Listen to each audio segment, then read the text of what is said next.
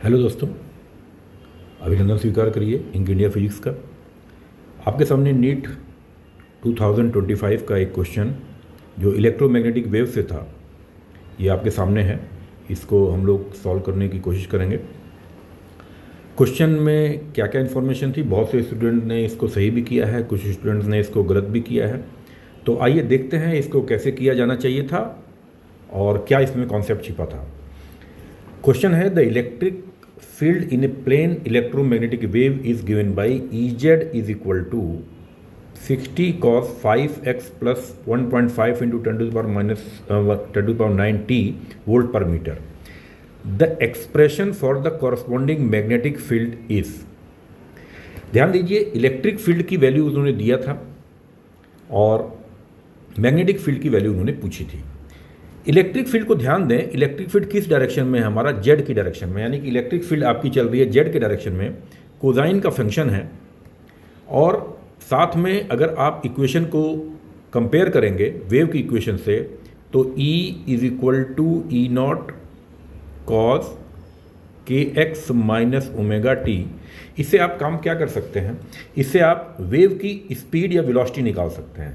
तो पहली चीज़ तो ये है के एक्स प्लस ओमेगा टी है ये, और के एक्स प्लस ओमेगा टी का मतलब होता है कि इसकी स्पीड जो है या वेलोसिटी जो है वो माइनस एक्स की डायरेक्शन में है, यानी कि माइनस एक्स की डायरेक्शन में ये चल रहा है।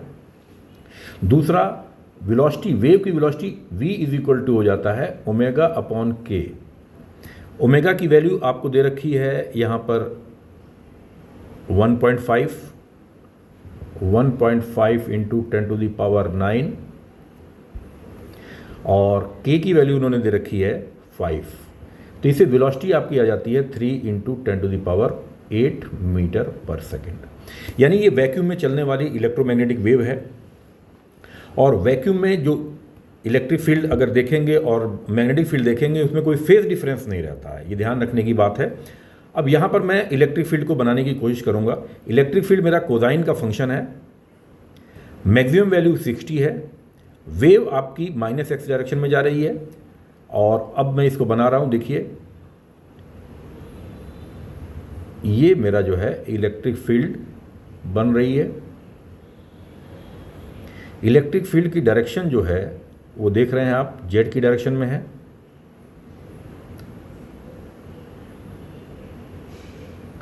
अब इन्होंने पूछा मैग्नेटिक फील्ड किधर होगी।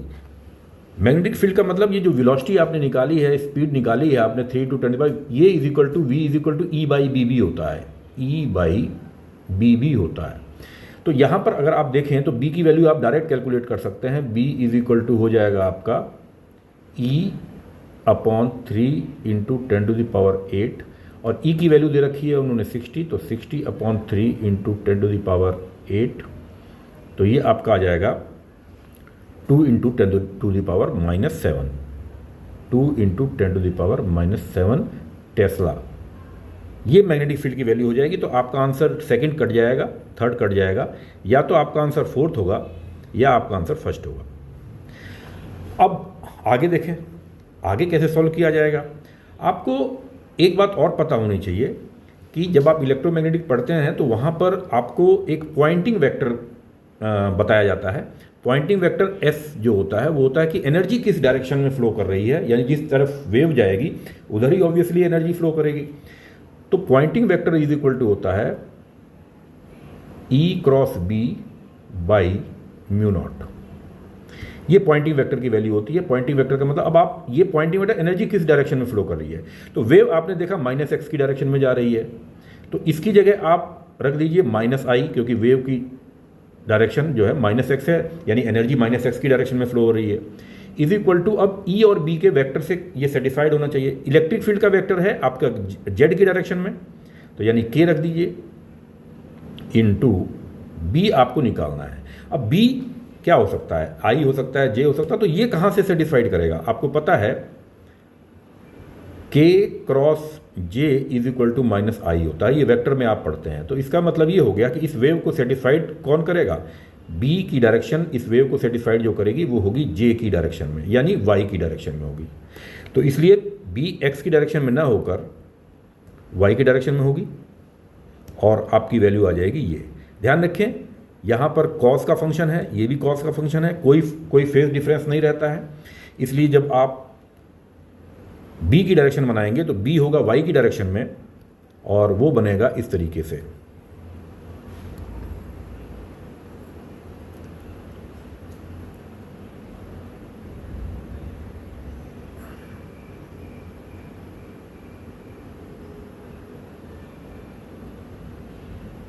इस तरीके से वेव बनेगी बी की डायरेक्शन वाली।